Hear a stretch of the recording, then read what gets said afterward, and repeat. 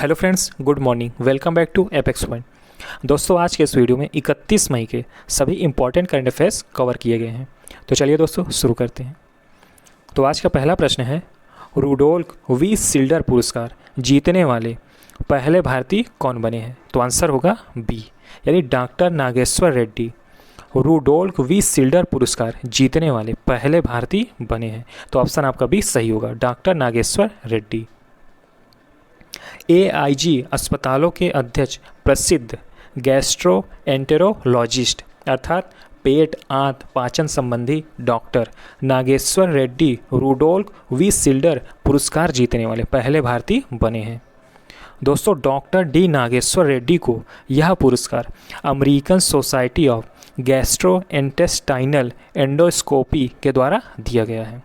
दोस्तों, यह प्रतिष्ठित क्रिस्टल अवार्ड डॉक्टर सिंडलर के नाम पर रखा गया है, जिन्हें गैस्ट्रोस्कोपी का जनक माना जाता है। चलिए अगला प्रश्न करते हैं। अगला प्रश्न है, किस बैंकिंग प्रौद्योगिकी स्टार्टअप ने इस साल का 14वां भारतीय यूनिकॉर्न सम्मान जीता है? तो आंसर होगा ए, तो जेटा ने इस साल का 14वां भारतीय यूनिकॉर्न सम्मान जीता है। तो ऑप्शन आपका ए सही होगा, जेटा। इंपॉर्टेंट क्वेश्चन है दोस्तों। सॉफ्ट बैंक के निवेश के परिणाम स्वरूप जेटा कंपनी के मूल्य में 3 गुना से अधिक की वृद्धि हुई है और वर्तमान में यह कंपनी 10 बैंकों के साथ 25 स्टार्टअप के साथ काम करती है। कौन? जेटा। जेटा इसकी स्थापना हुई थी सन 2015 में और इसका हेडक्वार्टर बेंगलुरु में है। कहाँ? बेंगलुरु में। और इसके संस्थापक हैं भवनी तुर्खिया और रामकी गद्दीपति हैं। चलिए अगला प्रश्न करते हैं। अगला प्रश्न है, अमेज़न कंपनी के CEO के रूप में किसे नियुक्त किया गया, यानी चीफ एग्जीक्यूटिव ऑफिसर? तो आंसर होगा सी, एंडी जेसी को अमेज़न कंपनी के CEO के रूप में नियुक्त किया गया। तो ऑप्शन आपका सी सही होगा, एंडी जेसी। दोस्तों, एंडी जेसी वर्तमान में अमेज़न वेब सीरीज़ के वर्तमान CEO हैं, जो कि अमेज़न कंपनी के वर्तमान CEO जेफ बेजोस की जगह लेंगे। दोस्तों, अमेज़न तो इसके संस्थापक जेफ बेजोस ही हैं और इसकी स्थापना कब हुई थी? 1994 में। और इसका हेडक्वार्टर तो वाशिंगटन USA में है। अगला प्रश्न है, किस बैंक ने बेंगलुरु में मोबाइल ATM स्थापित किया है? तो आंसर होगा ए, तो HDFC बैंक ने हाल ही में बेंगलुरु में मोबाइल ATM स्थापित किए हैं। तो ऑप्शन आपका ये सही होगा, HDFC। HDFC बैंक के द्वारा ऑटोमेटेड टेलर मशीन अर्थात ATM स्थापित करने वाला बेंगलुरु 25वां शहर बन गया है। इस मोबाइल ATM की मदद से HDFC बैंक के ग्राहक 15 तरह के लेन देन कर सकेंगे। दोस्तों, HDFC तो इसके वर्तमान में CEO हैं शशिधर जगदीशन और इसका हेडक्वार्टर मुंबई में है और इसकी भी स्थापना 1994 में हुई थी, जब अमेज़न कंपनी की हुई थी। और दोस्तों, अभी हाल ही में RBI ने HDFC पर 10 करोड़ रुपए का जुर्माना लगाया है। अगला प्रश्न है, इंटरनेशनल नारकोटिक्स कंट्रोल बोर्ड अर्थात INCB के अध्यक्ष के रूप में किसे नियुक्त किया गया? तो आंसर होगा सी, जगजीत पवारिया को INCB के अध्यक्ष के रूप में नियुक्त किया गया। तो ऑप्शन आपका सी सही होगा, जगजीत पवारिया। जगजीत पवारिया अगले 5 वर्षों के लिए INCB के अध्यक्ष पद के लिए चुनी गई हैं और इन्होंने अपने करियर में 35 वर्षों तक भारतीय राजस्व सेवा के वरिष्ठ पदों पर कार्य किया है। किसने? जगजीत पवारिया ने।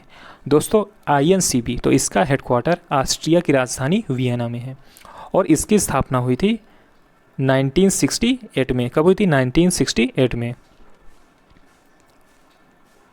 अगला प्रश्न है, किस प्रौद्योगिकी संस्थान ने फेक बस्टर नामक डिटेक्टर विकसित किया है?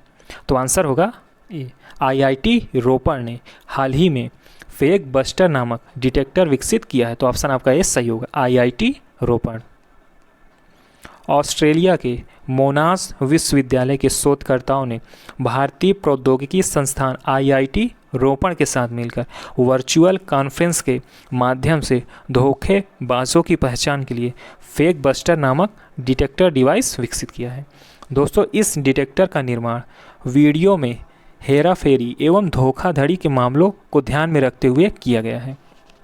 और ये फेक बस्टर ऑनलाइन एवं ऑफलाइन दोनों में ही काम करने में सक्षम है। कौन? Fake buster. अगला प्रश्न है, भारत की पहली महिला टेस्ट इंजीनियर कौन बनी है? टेस्ट इंजीनियर, उड़ान परीक्षण इंजीनियर। तो आंसर होगा सी, आश्रिता भारत की पहली महिला टेस्ट इंजीनियर बनी है। तो ऑप्शन आपका सी सही होगा, आश्रिता। कर्नाटक राज्य की आश्रिता वी ओलेटी भारत की पहली महिला टेस्ट इंजीनियर बनी है। इन्होंने इंजीनियरिंग की पढ़ाई बेंगलुरु के MVJ कॉलेज ऑफ इंजीनियरिंग से पूरी की है। आश्रिता ने ये course air force test pilots school से पास की है। चलिए अगला प्रश्न करते हैं। अगला प्रश्न है, किसने वर्ष 2021 का PGA चैंपियनशिप का खिताब जीता है? PGA professional golf association.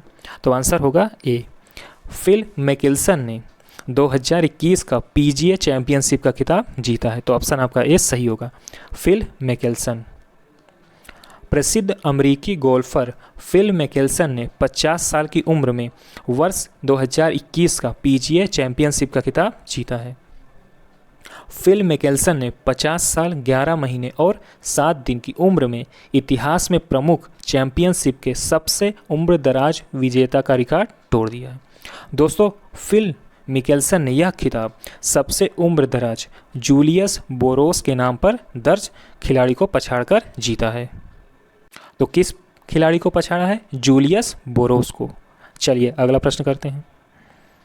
Next question है, गुजरात राज्य के राज्यपाल का नाम बताइए जिन्होंने हाल ही में 7 अन्य विधेयकों के साथ गुजरात धर्म स्वतंत्रता संशोधन विधेयक 2021 को मंजूरी दी है।